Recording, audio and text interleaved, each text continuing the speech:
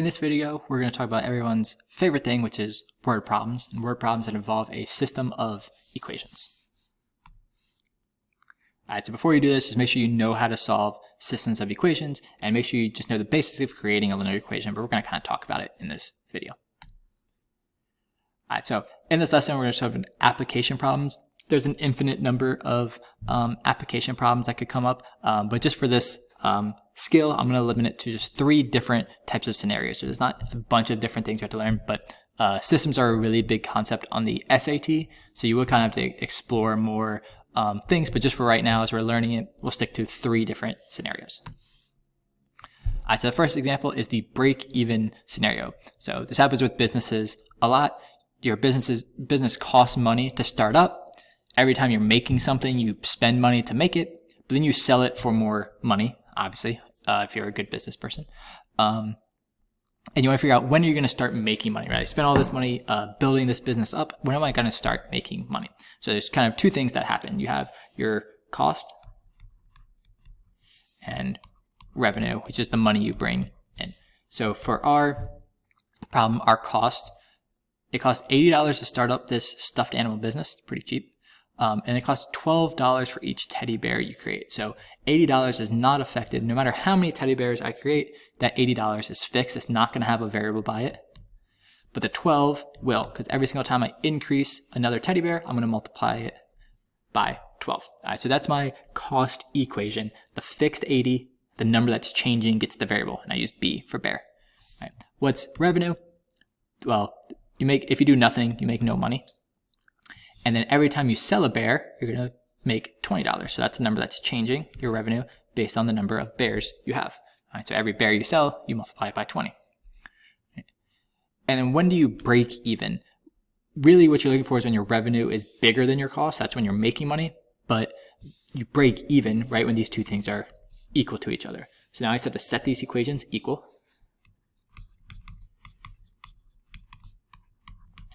And solve it. In this case, it's just a linear equation. Subtract 12b from both sides. And b is 10. All right, so in this Etsy shop that you created, you'd have to sell 10 bears to not lose money. And then every bear after that, you would start making money. That's just the break-even scenario. Really, this one is just a big practice in making your equations. I make the cost equation, make the revenue equation. When they're equal, that's when you break even. Actually, you made exactly $0. How fun. All right, the next one is the motorboat problem. Pretty much anything that I give you where forces are working against each other or together. So in this case, a boat's traveling along a fast river. All right, let's draw a picture, because pictures are fun. All right, so there's this boat going on the river. All right, let's say the water's flowing this way out to sea. When the boat is going with the water, it's going to go faster because the water's kind of carrying it along. When the boat is going against the water, it's going to go slower because the water's kind of hitting the boat and making it go slower. All right, so when traveling with the current, the boat can travel 26 miles in only 2 hours. When traveling against the current, it's going to go slower. It's going to only travel 21 miles in 3 hours. All right, how fast is the boat and how fast is the current? Right away, this tells me it's a system because there's 2 different things I want to know. All right, the boat and the current. Since there's 2 different things I need to know, I need to create a system. All right. And the thing that's going to be helpful for this problem is the formula distance equals rate times time. So it's a very common physics equation. How far you go is how fast you're going and for how long. All right, so in my first situation, the boat is able to travel 26 miles. I will talk about the rate in a second, and only 2 hours. My second situation, it travels 21 miles. The rate we don't know yet, and that takes 3 hours. All right, so what is the rate in the first situation? That's when the current is helping the boat. So if I know how fast the boat's going, I'm going to add the current to it, because the current's going to help propel the boat along faster. So I'm going with the current, I add their 2 speeds together, and that helps me go faster. When I'm going against the current, now I know how fast the boat's going, but the current's going to try to slow the boat down. It's going to make it go slower, so I'm going to subtract how fast the current is. That's just really the only trick of this type of problem, these kind of motorboat problems, what I'm calling them, is that when you're traveling with the thing, you add the two speeds together. When you're traveling against it, whether it's current, the other thing might be wind, you subtract them.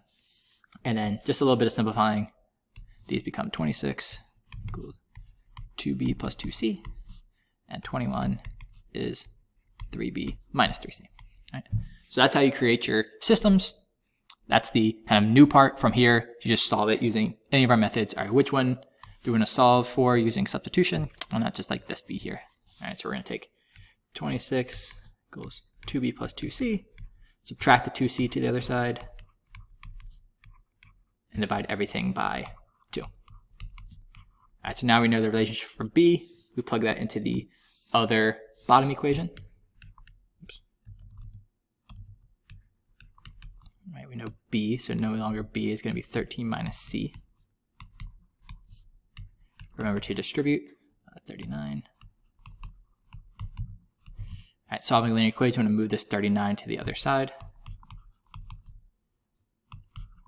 and then dividing.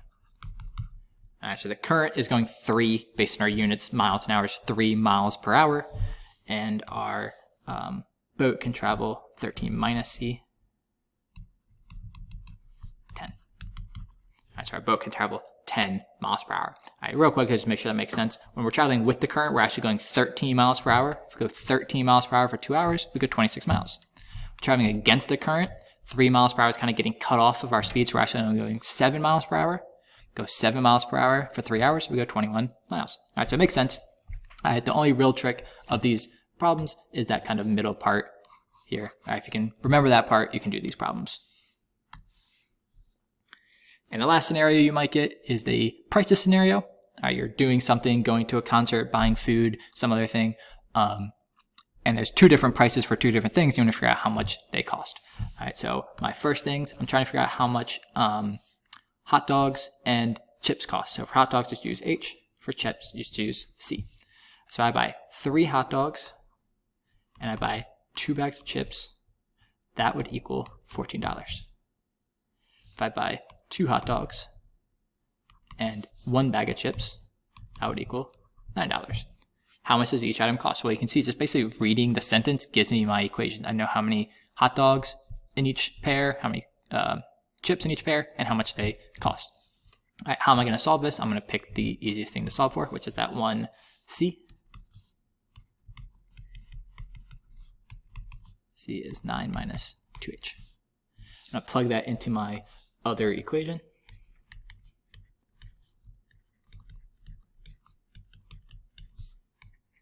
Remember to distribute.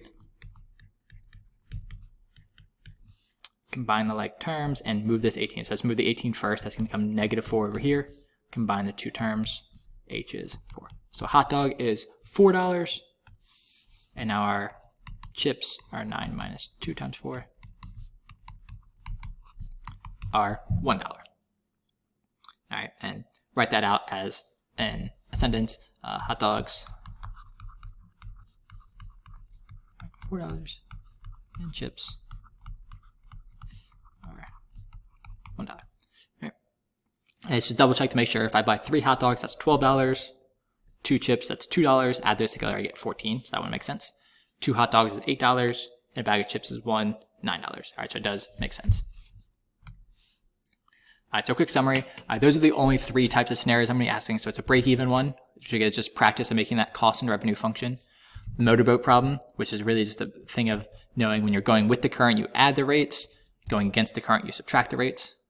And then the prices one, really the sentences kind of tell you what they are, and just making sure you keep track of what the variables mean.